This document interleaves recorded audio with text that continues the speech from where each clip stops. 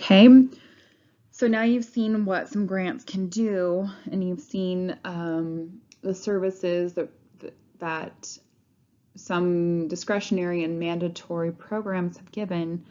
And now you're going to see how they're regulated and governed. And so, like we just saw with Medicaid, nearly $2 billion was given in 1 year.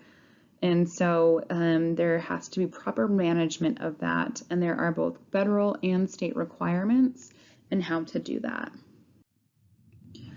So at the level, grants are governed by levels of law, and disputes are resolved by the order of precedence. So you'll see here that there are levels, and if there are any questions, it goes in that order of precedence. So the very top echelon is the Constitution. No grant opportunity or funding opportunity can violate anything in the Constitution. Then there's the applicable laws in states of the United States, so including mandated statutory authority. And then it goes to regulations, and then award specific terms and conditions, and then other documents and attachments. So when you get a notice of funding opportunity and you're awarded that, you'll look and see what is required in your funding opportunity. So you're beholden to those. And then if then you're also beholden to this Code of Federal Regulations, so you can't violate any of these things. Then other laws and what Congress mandated and the Constitution. So you always have to be sure that you're following all of the order, and that you know what's in them, and that you're not violating any of them. Okay, so this gives you an overview of how this works. So, a new law is added to the books, and so we'll look at some examples. So Congress appropriates funds to federal agencies and passes other grant-related legislation. So that's the top of the legal hierarchy. That's the statute and regulation. An example of that is in 2014, Congress passed the Data Act, making all federal award data accessible to the public on a single website. So Congress mandated this, but this doesn't really give state workers or federal workers any idea of how to do this and how to spend the money. Okay, so then in order to give guidance, an executive order and a memorandum is issued. So the Executive Office of the President issues guidance for implementing the legislation. So then in 2015, an example of that is the Executive Office of the President created a task force and launched a pilot program to determine how the Data Act would be implemented. So then after that task force launched, they created some recommendations to give to agencies, federal agencies, which resulted in administrative policies and procedures. Okay, so then that's step number 3. The grant-making agency developed administrative policies based on the guidance of that task force. So then the federal agencies adjusted their internal and external policies to the final guidance issued by the Executive Office of the President. So then if any funds were available from the federal agencies, they would create a notice of funding opportunity to the states and then write specifically what the grant parameters were, and then the states would write an application to that following the notice of funding opportunity, but then also making sure that it followed the regulations and then the executive order.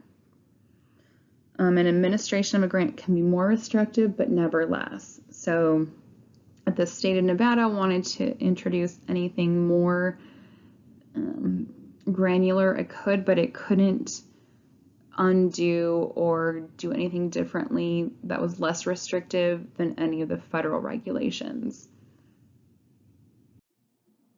In 2014, 2 CFR 200 or uniform guidance was put together from the Office of Management and Budget to create uniform requirements that grants for application and costs and management needed to follow.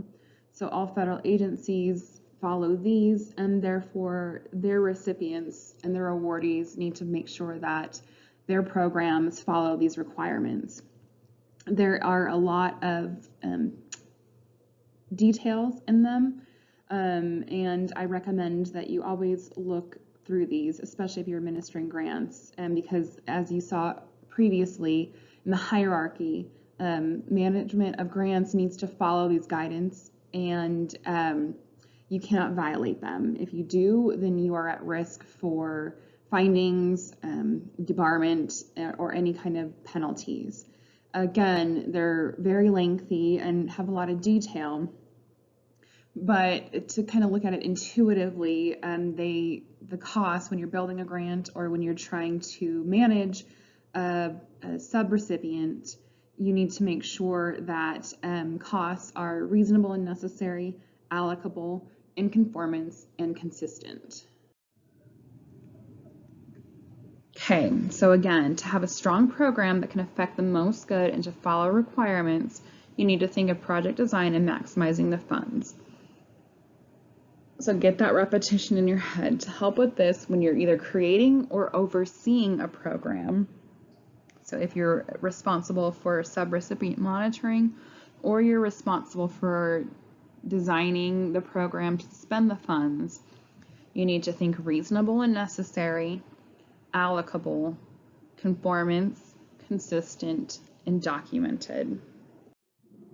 So the first thing that a cost needs to be is reasonable and necessary. So this is for you if you are writing a grant or if you're monitoring somebody and they're submitting costs to you. You need to be sure that you're asking from a federal agency for something reasonable, and you need to make sure that when people are asking to be reimbursed from you, that the cost is reasonable. So essentially what that means is it's a prudent person test. So it's reasonable and necessary if a prudent person would find it so. More specifically, if you're looking at it, the cost is necessary for the organization to fulfill the grant's performance. So the costs have to be specific to the grant. If it's for opioid treatment and you're asking for a new copier, you need to show how that cost for the copier is going to meet the fulfillment of the grant for opioid treatment. The cost is reasonable and necessary if the recipient complied with its established organizational policies. So did it follow its own procedure? Did it treat it the same as it would if it was its own money? And the individuals responsible for the expenditure acted with due prudence in carrying out the responsibilities. So again, they treated the money with respect and as they would as if it were their own. Okay, so some examples. Is the cost reasonable or necessary? Okay, you've been given a $500,000 grant. Would these pass the prudent person test? Okay, so on a $500,000 grant, you've allocated $30,000 for travel. That does not pass the prudent person test. That seems very excessive for travel. It's quite a bit of your total grant budget.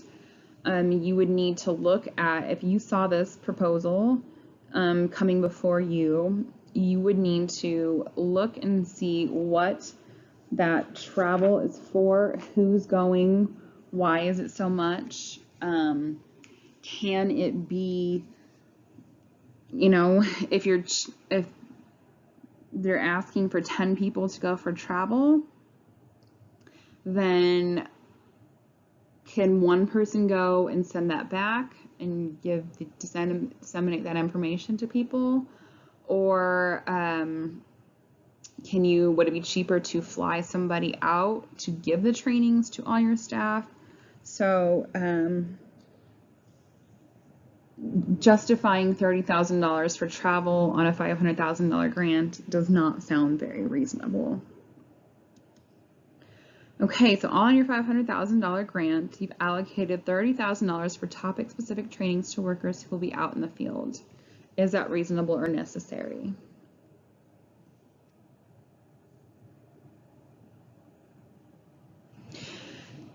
Okay, so this would require further digging into.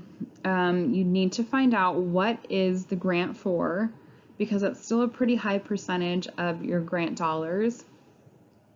What is the purpose of the grant? Can the objectives of the grant be met without the training? So is this training necessary for you to meet the objectives? If the training is necessary, can it be done cheaper elsewhere? Are there any vendors or anybody who will provide the training for half of that? Or if you're sending people to the training, would it be cheaper to bring in somebody to do the training? Okay, so you really need to stop and think and probe if there's different ways to do this. Okay, so allocating $3,000 to attend a training in Washington, D.C.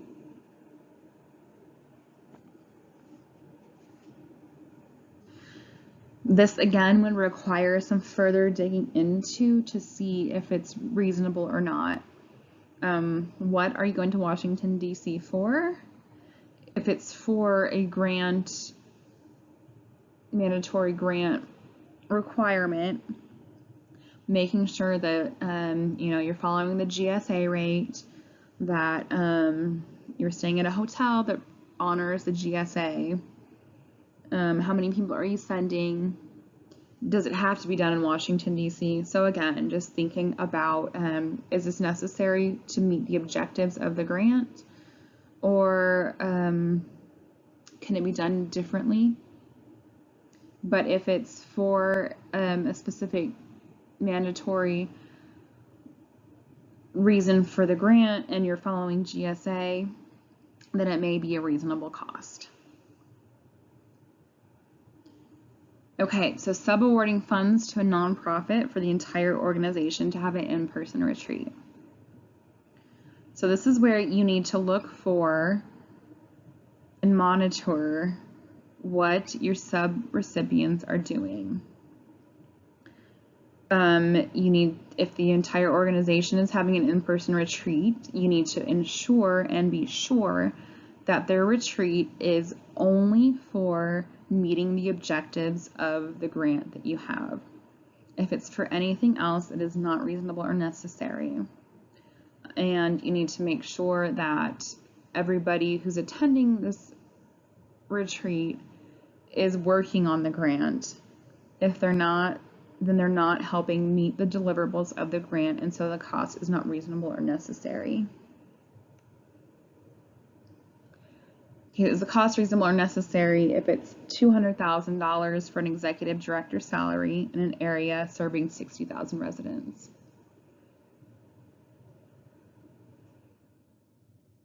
That is likely not reasonable or necessary. What you would need to do is look and see what comparable executive directors receive serving areas with 60,000 residents. You need to look and see if you would want to spend nearly 50% of your grant dollars on salary. And you'd need to make sure that that money is going towards, like all of those dollars are going towards meeting the deliverables of the grant. Okay, we didn't use our money and the grant is due to expire. Can we spend it on a copier? So first, if you make any expenditures, you need to make sure that you put them in your application, that it's in your grant award, and that you're allowed to do that. You cannot expend money just because you need to spend it. It has to make sure that it's going towards grant deliverables, that the equipment is used for grant purposes. You would need to get permission from your federal project officer. You can't just spend it on something because you need to make an expenditure. And it might be nice to spend the money on that, but if the copier is for your office in general and maybe only 5% for the grant deliverables, then that is not reasonable and necessary. and your federal project officer is going to ask you to account for what those dollars are going for and what you how the copier is necessary to you meeting those objectives for the grant deliverables. Okay, so the next thing to think of after reasonable and necessary is allocable. A cost is allocable if it's directly related to grant and is not excluded by the uniform guidance or other law. So again, knowing the uniform guidance is important. Costs are allowed if it's incurred solely in order to advance work under the grant, it benefits both the grant and other work of the organization, or it's necessary to the overall operation of the organization and is deemed to be assignable at least in part to the grant. So the cost definitely needs to be necessary to meeting the grant. Okay, so some examples. Is the cost allocable? Providing a luncheon for guests who attend a conference provided to showcase the grant. Okay, this is where it's really important to know the uniform guidance and your grant deliverables because it's not always intuitive. So it might sound nice to be able to provide a luncheon for guests attending a conference that has everything to do with your grant. You're explaining to the grant what it's for and you're getting people excited about it. But this is where the uniform guidance and other things like that come into play because food is very rarely allowed. And so that's where you need to know about the uniform guidance and prohibitions by your federal agency. So even though it might sound intuitive and nice, it's not necessarily allocable. Okay, providing wage reimbursements to employers who hire a grant participant.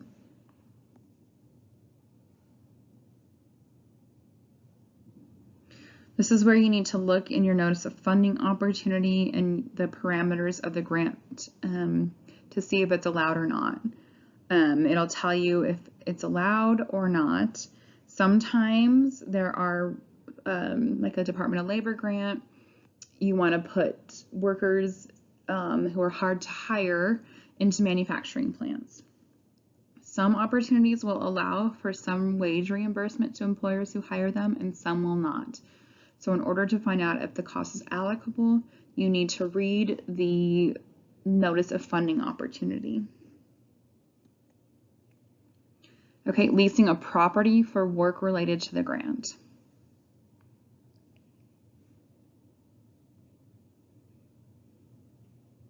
Again, this is where you need to check and make sure that you are allowed to do that in your notice of funding opportunity. It's rare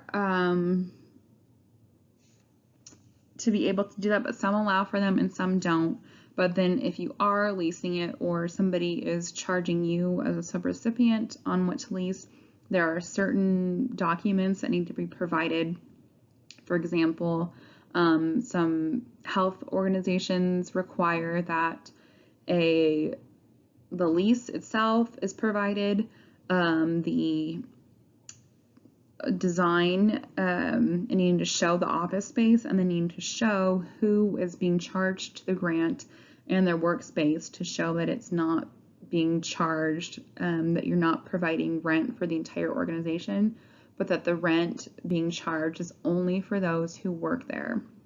So just because it's allowed, you also need to follow up with the proper documentation to make sure that you are properly documenting so you don't have any audit findings.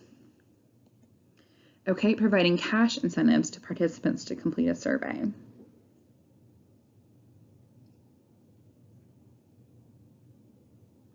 Okay, so this again is you need to look in the notice of funding opportunity to see what is allowed and what is not allowed. Sometimes you are allowed to provide participant stipends for people to complete data survey. Sometimes you can provide cash, sometimes you can provide gift cards, but what you always need to do is to be able to show that providing the incentives to participants is mandatory. Otherwise, they wouldn't get done without the incentives. So you're always responsible for proving that the dollars you're asking for and the activities you're asking for are necessary.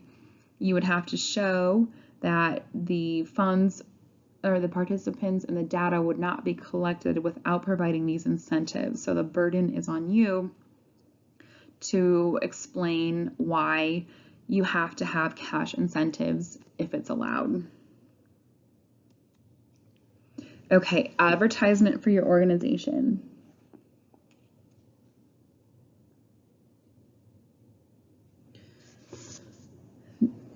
Advertisement is not allowed. The only things that you can do is you can advertise positions that are specific to the grant, and you can show certain events that are part of the grant, but advertising for organization is an unallowed cost. Okay, so we've had allocable, we've had reasonable and necessary, and the next big bucket to really think about to be a good steward of spending or monitoring grant funds is conformance and consistence. So costs and conformance of a grant if you do what the award tells you. So you're operating within the parameters of the grant, you're staying within that four corners of what you said you're going to do with that. And then a cost must be consistently applied. Again, it's with the, if your policy, your agency policy says that you have to do a want to get away from Southwest, and then you get a federal grant and you want to go on first class, that's not consistently applied.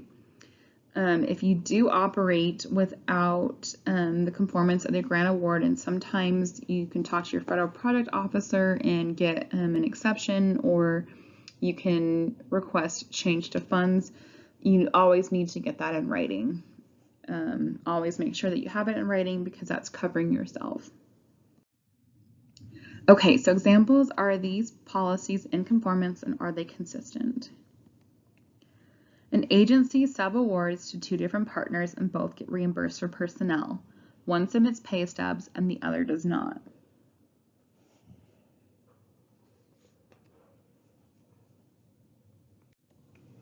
That is not consistent. If you are reimbursing for personnel, you need to treat both agencies the same. And so you need to have a written policy on what you will accept and what you won't accept. And documentation is always the best. So I would always require some kind of pay stub or documentation for the reimbursement of personnel. Okay, an agency follows the procurement process to a vendor from the state general fund. The agency is then awarded federal funding and writes the name of the vendor they would like to work with the application. Because the federal award was approved with the name of the vendor in the proposal, the state agency skips the procurement process.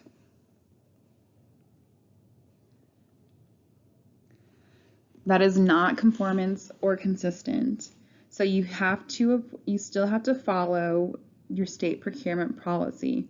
Just because you were approved, the vendor you want to work with, and it's approved by the feds, does not mean that you can skip what your state requires. So if the vendor is required, even though you put in the name of vendor X in your grant application and it's approved, it doesn't mean that you can skip the procurement process from the state. You still have to follow it. Okay, an agency begins pre-work 30 days before the grant period begins and charges the federal agency for work done. Is that in conformance?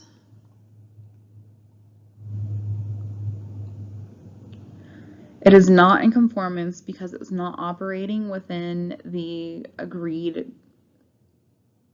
contract.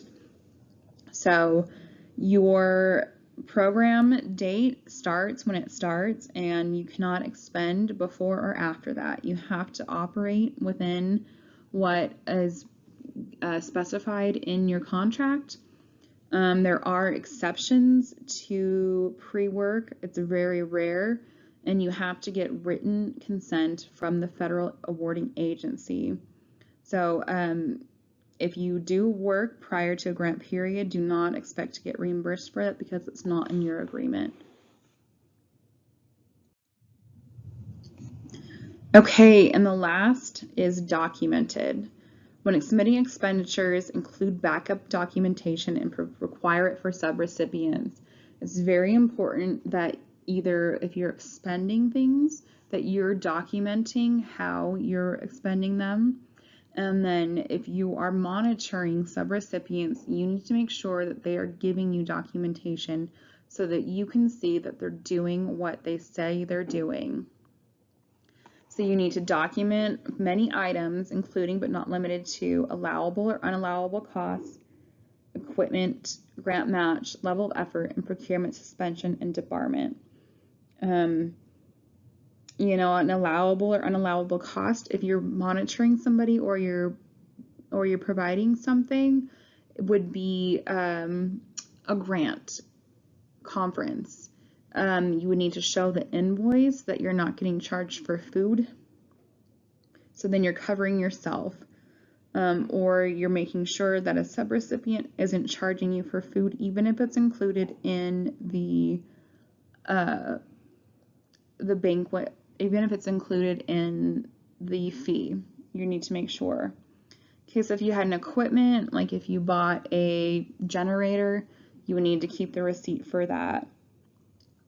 Grant match, you would document the cash or in kind. If you have donated labor, you would need to track it. Same with the level of effort. You can have a template that shows the percentage of what a worker is working on. And then procurement, suspension, and debarment. If you are subgranting any federal funds to an agency, you need to make sure and you need to document that they're not suspended or debarred. You go to that to sam.gov, and then you need to save a screenshot to show to the federal agency that you're doing your due diligence, and that is a requirement that you need to check for your subrecipients that they have not been disbarred. You can get an audit finding for not proving that. So obviously there are reporting requirements that as the prime awardee, you will need to be making regularly to your federal agency. And then if you're a subrecipient monitoring, you need to ensure that who you designated money to is also reporting adequately back to you. There will be reporting requirements both programmatically and fiscally. So you need to be documenting and making sure that you're making progress on your grant deliverables, that you say that you're meeting the outcomes or that you're on track to meet the outcomes that you agreed to in your grant, and that you're properly expending. If you're overseeing sub-recipients who you've given money to help you meet these deliverables, you need to be sure of the same thing, that they are on target and on track to help you meet the deliverables of the grant, and that they're adequately and properly expending resources. So some examples of these is quarterly reports. Some agencies require annual or more than quarterly. So you really need to check your notice of grant award, your contract there, to make sure that you're properly documenting and reporting on everything that you said you were. The minimum I've seen is quarterly reports, both on program and fiscal, but some grants require more intensive reporting, and some are monthly, some are you're working pretty hand in hand with a federal agency, and so you need to make sure that you are properly capturing the reporting requirements in your grant award and that you're following those. Some specific requirements is the FFATA, or the Federal Funding Accountability and Transparency Act. This is where on usaspending.gov, the federal government wanted to try and create a snapshot of where subrecipient dollars were going. And so if you subgrant more than $25,000 to an agency, you need to report that. For subrecipients, every subrecipient expending more than $750,000 per fiscal year in combined federal awards. So even if they're getting $100,000 from you, you need to see if they are making more than $750,000 per fiscal year in other federal awards, and they have to have a single audit requirement annually, and they need to be submitting that single audit requirement to you. And then you need to make a management decision based on what the single audit requirement found. For example, if the audit shows that there's some risk or that they're not properly managing it in another award, then your management needs to make decisions on if you continue to give funds to them, if you put parameters on that, or what the next steps are going to be, because you have to be a good steward of dollars. And if something shows that they are risk elsewhere, even if they're making good progress with you, you still need to take into account if they're going to be a risk, and if they are, you need to decide what parameters you will be willing to do in order to properly manage the grant dollars, so that then you are not at risk for having an audit finding from the federal agency. Okay, so you've seen the overall federal requirements that's required with federal grants. There are also Nevada requirements. There's an internal controls self-assessment checklist. This is from the Governor's Finance Office. That the checklist has to be done every 2 years. It should be done annually, but it needs to be submitted every 2 years. And there's a section on grants, and an agency has to have a policy and be able to answer yes to every single question on the self-assessment checklist.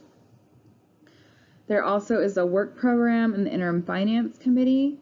You are responsible to get spending authority for a grant. So even if you win award from the federal agency, you then, to operate in Nevada, have to fill out a work program and get permission and authority to expend those grant dollars, and that goes through the work program and IFC process. You need to make sure that you're following purchasing requirements.